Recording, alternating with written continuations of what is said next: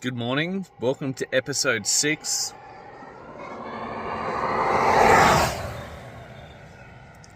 We got the boards set up in record time this year. It is currently 9:20 and I told the French team to leave their hotel at 8:20. So in under an hour, they have driven out here 20 minutes, unloaded all the boards and set up all the boards. That's what more help and more hands does. It's ridiculous. It's over an hour shorter than last year. Unfortunately, I made a mistake in the calculations and we're missing about 5 boards. There's one on the other side and about 4 or 5 here. So Arnold and Nicholas have gone back to Battle Mountain to grab the rest of them, and then we'll finish that off. But that is excellent news because that means more time that I can spend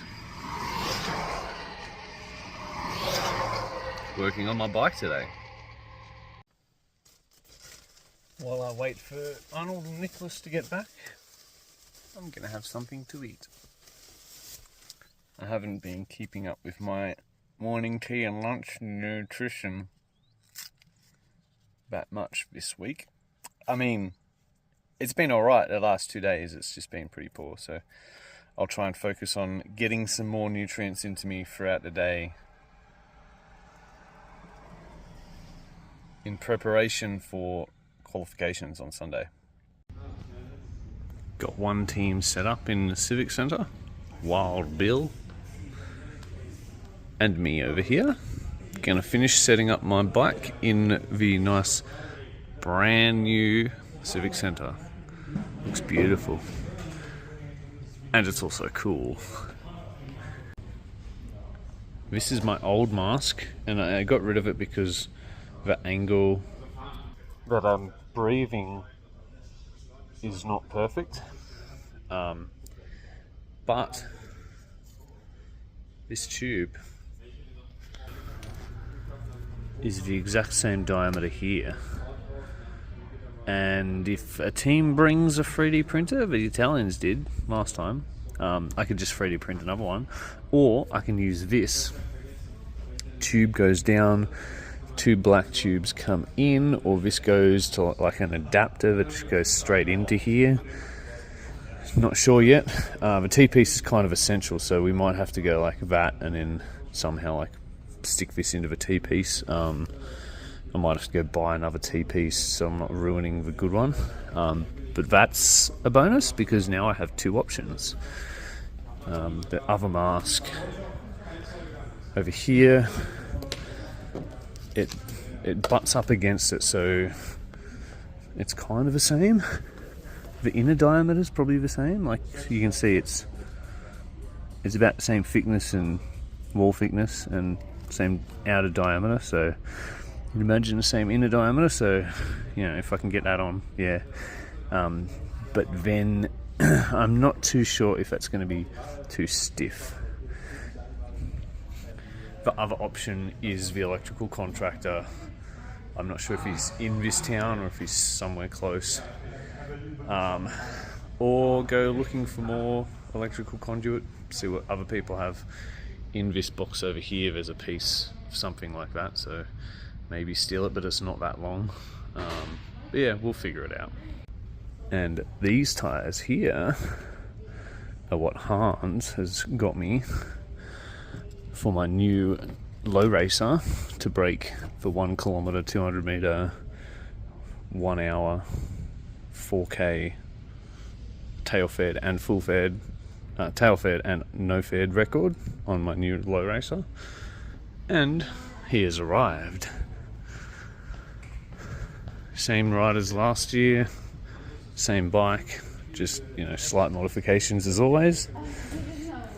Better chain line. He said everything's much better than it was last year. And this is a construction that he's used, just 3D printed, and that's like less than 25 grams. This is so light, it's ridiculous. 3D printed, glued the pieces together, put in a jig, carbon around it, done.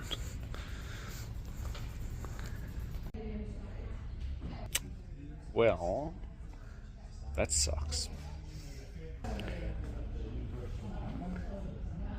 I was inflating the tube and it exploded. I think it might have been pinched. I don't know.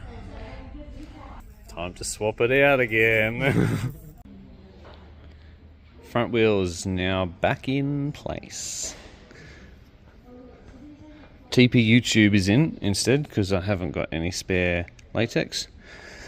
And I don't want to use my spare 4000. So I've just put a normal Continental GT, Grand Prix, so Continental Grand Prix on. And this is what happened on the old one. It's been rubbed very slightly, probably by the fairing, and worn down, and it's just exploded out. So that's NFG, and it can go in the bin.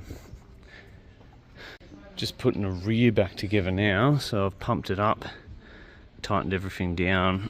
Gonna put the rear fairing back on, and then the bolt, the brakes, and bolt them down.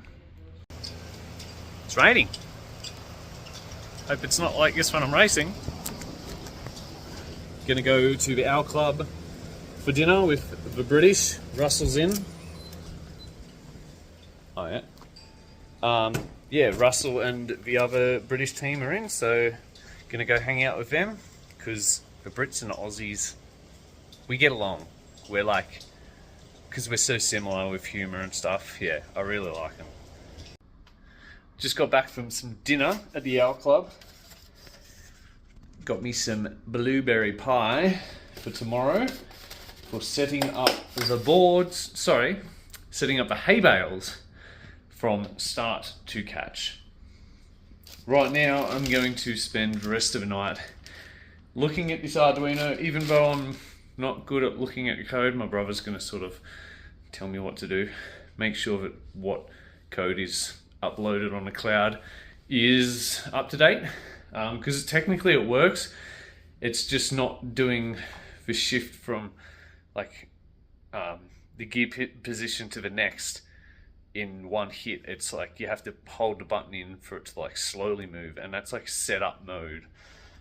So if the gears were out of alignment, it wouldn't work at all. If the gear's not in position, it should move to the next position or nearest position, which it's doing.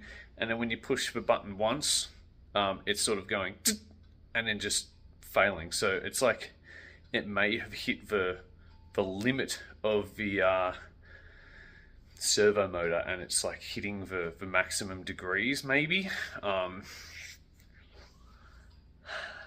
Yeah, so I'm not exactly sure what's going on, and it's a bit hard to fault find without having like data displayed on the screen. So not sure if I can connect the laptop to it to see any code running. Maybe my brother can talk me through that, I'm not sure, but yeah, see how we go.